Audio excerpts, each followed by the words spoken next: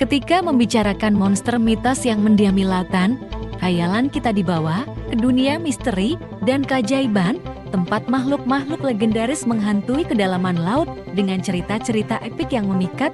Berikut ini adalah 7 mitos monster penghuni lautan.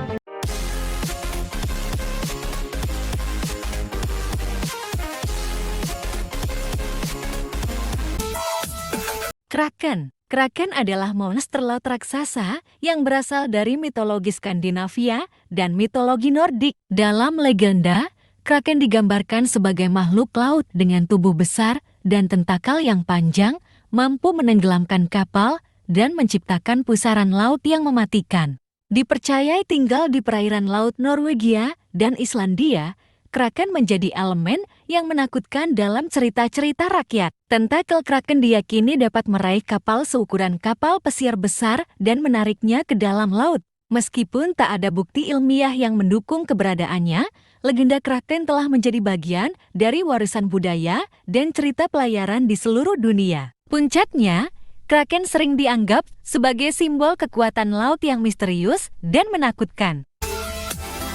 Leviathan. Leviathan adalah monster laut yang muncul dalam berbagai mitologi, termasuk mitologi Ibrani dan Kristen. Dalam kitab Ayub, dalam Alkitab Ibrani, dan Perjanjian Lama Alkitab Kristen, Leviathan digambarkan sebagai makhluk raksasa dan kuat yang tinggal di laut dan sulit dikendalikan oleh manusia. Leviathan sering diartikan sebagai simbol kekuatan laut yang ganas dan melambangkan kekuatan alam yang luar biasa. Deskripsi tentang Leviathan mencakup skala dan keganasan yang membuatnya menjadi makhluk laut mitologis yang menakutkan. Meskipun interpretasi Leviathan bervariasi di antara budaya dan agama, keberadaannya dalam mitologi menyiratkan rasa kagum dan rasa takut terhadap keajaiban laut yang dalam dan penuh misteri. Charybdis. Dalam mitologi Yunani kuno, Charybdis adalah monster laut yang dianggap sebagai pusaran air besar atau gelombang laut yang mematikan.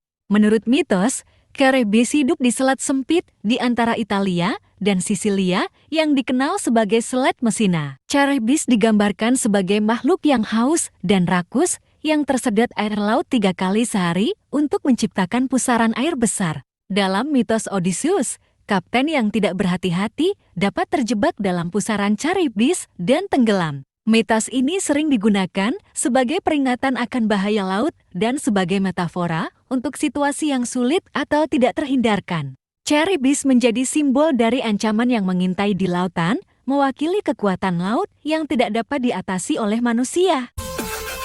Scylla. Dalam mitologi Yunani, Scylla adalah monster laut yang dianggap sebagai ancaman bagi kapal dan pelaut. Scylla digambarkan sebagai makhluk dengan tubuh wanita di bagian atas dan tubuh anjing atau serigala di bagian bawah dengan 10 atau 12 kaki-kaki anjing yang menyertainya. Dia ditempatkan di seberang Charybdis, pusaran air laut di Selat Messina, Italia. Menurut mitos, Scylla diciptakan oleh dewa laut Poseidon sebagai hukuman terhadap nyonya tirinya yang disukai oleh dewa laut tersebut. Scylla menghuni gua-gua di tebing-tebing laut dan seringkali menyerang kapal-kapal yang melewati wilayahnya. Kapal yang mendekati Scylla akan kehilangan sejumlah awaknya yang diseret ke dalam gua-gua oleh tentakel atau kaki-kaki anjing Scylla. Mitologi ini menjadi bagian dari kisah perjalanan Odysseus, di mana dia harus memilih antara melewati Scylla yang mematikan atau pusaran air Charybdis yang merugikan. Scylla dan Charybdis sering dianggap sebagai simbol kesulitan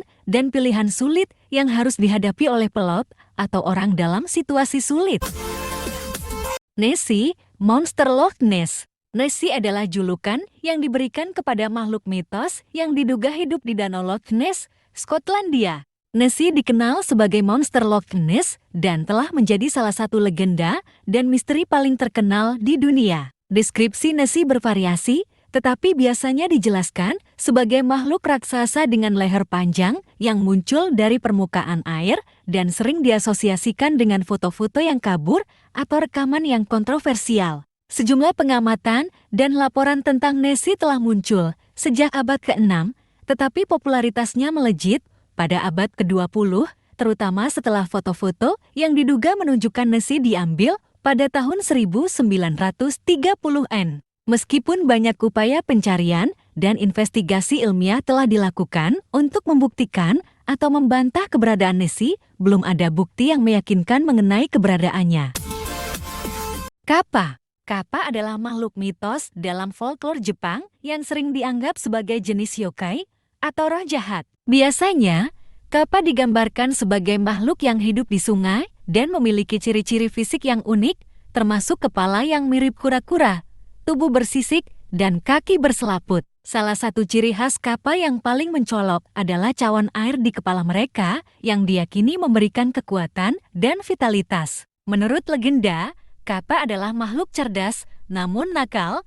Mereka dikenal karena menantang manusia dengan cara bertarung sumo atau mencuri sayuran dari ladang. Kappa sering muncul dalam cerita rakyat dan sastra Jepang, menjadi bagian penting dari warisan budaya yang berharga. Meskipun dianggap sebagai mitos, cerita tentang kappa tetap menjadi bagian dari tradisi lisan dan seni Jepang yang melestarikan warisan mereka.